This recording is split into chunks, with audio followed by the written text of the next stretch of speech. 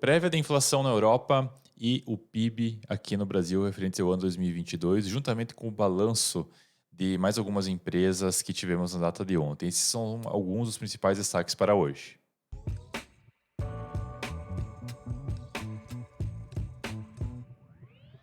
Então, pessoal, sejam bem-vindos a mais um 10 Minutos de Economia. Hoje, quinta-feira, dia 2 de março de 2023. Meu nome é Jader Giacomelli, sou especialista em investimentos aqui na Valorama.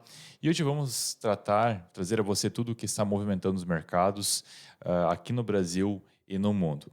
Pedir por gentileza só para compartilhar a tela. Vamos então, como de praxe, dar um rápido giro aqui, ver como que nós estamos com as bolsas ao redor do mundo. Bom, no mais, sem grandes novidades, as bolsas ao redor do mundo fechando próximo à sua abertura, né? Então, sem muitos destaques nessa manhã. Quanto ao nosso índice do medo, o nosso monômetro, aqui carinhosamente chamado por nós, está no neutro, estava bem melhor até os últimos dias, mercado bastante apreensivo.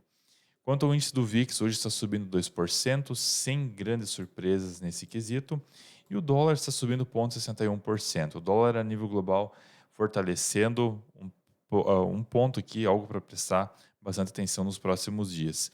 E também um outro detalhe aqui que nós acabamos não relatando é também as quedas que nós estamos verificando no S&P, inclusive nos últimos dias, no mercado norte-americano. Mas, bom, não vamos falar necessariamente sobre os Estados Unidos hoje. Tivemos, sim, algumas informações sobre os Estados Unidos, então vamos começar por lá, que é relativo aos pedidos iniciais e contínuos de seguro-desemprego. Aqui os pedidos contínuos de seguro-desemprego eram esperados 1.665.000 e vieram, no caso, um pouco levemente abaixo, 1.655.000. E quanto aos pedidos iniciais de seguro-desemprego, eram esperados 195.000 e vieram 190.000. Ou seja, o mercado de trabalho norte-americano continua aquecido, continua ainda bastante forte. Então, algo para prestar atenção no que está acontecendo por lá. E quando nós falamos agora também sobre prestar atenção na Europa, tivemos algumas informações aqui, entre elas o nível de desempregados, né, que continua um patamar extremamente baixo, era esperado 6,6, viu 6,7. Se nós analisarmos o gráfico aqui, vamos ver que na zona do euro e na própria União Europeia como um todo, ou melhor, em toda a Europa como um todo, nós vemos que os percentuais ainda continuam bastante baixos, em níveis pelo menos não vistos desde 2008. Claro que tivemos também aumento de desemprego no período pós-pandemia, não estávamos necessariamente no pleno emprego, mas no mercado de trabalho europeu a situação está um pouco melhor. Então, níveis continuam ainda relativamente baixos e tivemos a prévia também inflacionária. Aqui o flash, que significa que ele não ainda é o oficial, era esperado 8,2 no inflation rate, no que acaba englobando todos os produtos e serviços, e veio 8,5, veio acima do esperado. Aqui inclusive tem um gráfico aqui que relata um pouco desses dados. Isso aqui não acaba sendo muito positivo e realmente quer dizer que tem mais mais lenha na fogueira, diríamos assim. Isso aqui acaba pressionando e vem pressionando o Banco Central Europeu a aumentar os seus juros. Então, particularmente, eu acredito que nós teremos um aumento de juros, vamos manter nessa tendência. Então, a Europa falar hoje em cortar os juros realmente é uma coisa que não vem fazer muito sentido nos dias atuais. Então, ainda continua bastante pressionado. Pois bem, bom, sendo lá de fora, sendo lá do mundo, vamos vir aqui para o Brasil. No Brasil, hoje nós tivemos a divulgação do PIB relativo ao quarto trimestre de 2022. Então, aqui esses números significam que na variação mensal, ou melhor, na variação trimestral de um trimestre para o outro, era esperado uma queda de 0,2% e veio dentro desse estimado. E se nós compararmos o trimestre de 2022 com o trimestre, ou com o quarto trimestre de 2021, esse comparativo entre os trimestres, era esperado uma alta de 2,2, mas veio uma alta de 1,9.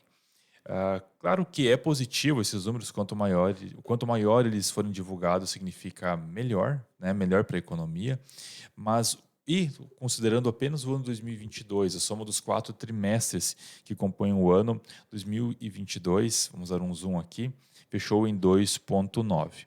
Claro que tivemos 2021 por cento de alta, mas eu diria até que a alta que nós tivemos em 2021 foi uma demanda reprimida, porque nós tivemos uma queda muito acentuada durante o período pandêmico, porque não havia consumo, ninguém estava gastando seu dinheiro, ou seja, a economia estava parcialmente travada, né? E esse parcialmente de uma forma bem forte, porque pandemia, todos nós sabemos, muitas empresas acabaram fechando, pouco consumo, então isso tudo foi recuperado no ano seguinte. O que eu posso dizer? É um dado positivo, sim, é algo legal, poderia ser melhor, poderia, mas perante o atual cenário, todas as condições, eu acho que podemos considerar um ano positivo. E os principais destaques, então, foram nos serviços, com 4% de alta, 4,2%, a indústria e consumos da família também teve um destaque bastante interessante. E o destaque negativo ficou com a agropecuária, que acabou tendo 1,7% de queda.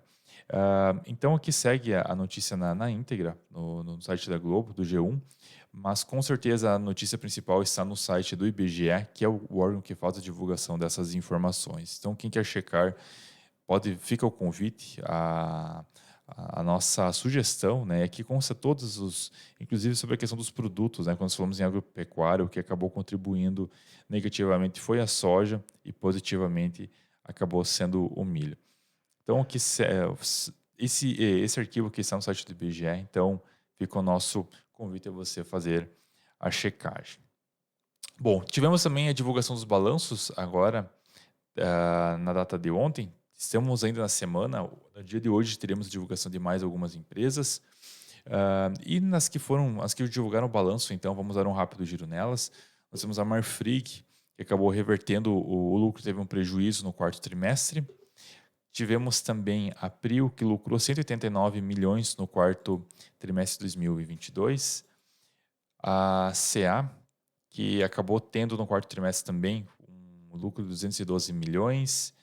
A Blau Farmacêutica também teve um lucro de 93 milhões. A Vulcabras também divulgou um resultado positivo. E a Petrobras, que também com certeza é uma das mais visadas do mercado, teve um lucro líquido de 43 bilhões no quarto trimestre. Então, uma alta de 37% na base anual. Também tivemos a Odontoprev, que teve 94 milhões de lucro no quarto trimestre. Vulcabras, perdão, que já foi comentado.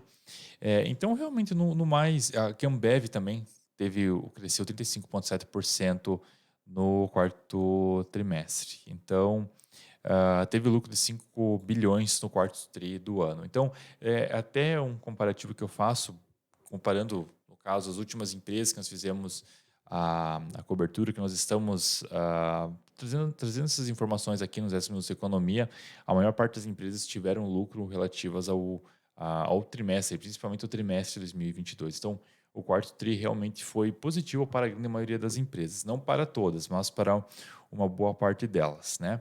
Então, nós ainda continuamos e, com certeza, um dos destaques, uma das notícias, ainda dentro do contexto das empresas, mas um pouco fora da questão dos balanços, é da Energias Brasil, é da EDP, que ela anunciou o fechamento do capital, né, com prêmio de 22%. Ou seja, ela mandou já, a controladora da empresa acabou mandando uma solicitação para a CVM, né, pedindo um protocolo de que ela quer comprar todas as ações que estão no mercado, fazer a chamada OPA, que é o fechamento da empresa no mercado. Então, chegaria um determinado momento em que a empresa não estaria mais negociando, né? Então, aqui consta a reportagem que é um processo que até final do ano estaria tudo isso resolvido. Então, todo esse cronograma para todos esses processos, né, que aquilo não acaba levando um tempo, levaria em torno de 7 meses, meio ano praticamente.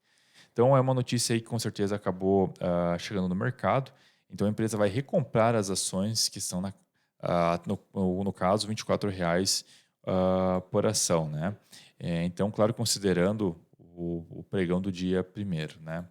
1º de março, no caso, que foi o dia de ontem.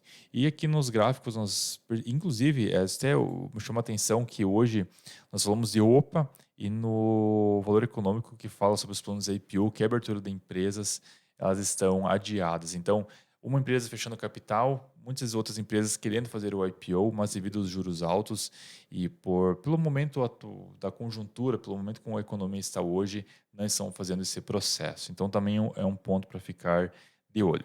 E aqui, falando da própria empresa, então, nós vemos que ela está tendo uma alta bastante significativa. Ela está 16, subindo 16% no dia de hoje, juntamente com as empresas de petróleo, a Prio e a 3R Petróleo, que estão se recuperando do tombo que tiveram nos 2 últimos dias. Seguido de Cash também e da Cielo. E no campo negativo, nós temos Qualicorp, Marfrig, Pets e Gol. E aqui nos nossos gráficos, vamos acessar eles aqui, nós vemos que, vou botar o gráfico da NBR aqui, só para ver como nós estamos. Olha só, subindo 16%, e olha onde é que veio parar. Isso aqui na data de ontem, esse candlezinho, e olha onde está hoje. Então, realmente é uma alta bastante expressiva e, bom, é o que está acontecendo. E quanto ao Ibov, então, vamos lá, estamos chegando no nosso tempo. Ibov próximo da estabilidade, caindo 0,04% até o momento, e o nosso dólar está subindo 0,82%, 83% a 5,25%. Então, pessoal, esses foram os principais destaques de hoje. Não se esqueça de verificar a nossa jornada do investidor. Temos o link aqui no meu canto direito, no seu lado esquerdo da tela. É um projeto da Valorama bem bacana para quem está no mercado de investimento ou para quem quer adentrar o mercado financeiro. É uma proposta bem interessante e convidamos você a fazer a verificação. Então, no mais, agradecemos a atenção, desejamos a todos uma excelente quinta com excelentes negócios. Até mais.